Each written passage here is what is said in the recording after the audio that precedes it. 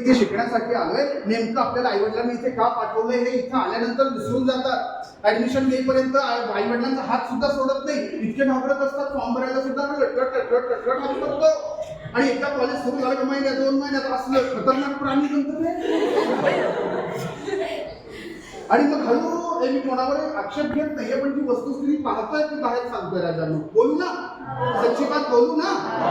काय होतं ह्या वयात मग काय रे, कुणीतरी तुझ्याकडे येतं आणि सहज असं तुला बोलून जातं, काय चालतेस, काय दिसतेस, तुझे केस, तुझा आवाज म्हणजे तुझा आवाज असा आहे, तुझी केस अशी आहेत, तुझं चालणं असं आहे, तुझं बोलणं असं आहे, तुझी नजर अशी आहे, इतकं छान. ते बोलतं विचार.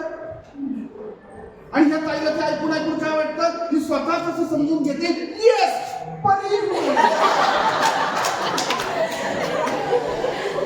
माझं पुढचं वाक्य ऐका बरं, अतिशय महत्वाचं. बेटा तू परी नाही, तू परी नाही, ते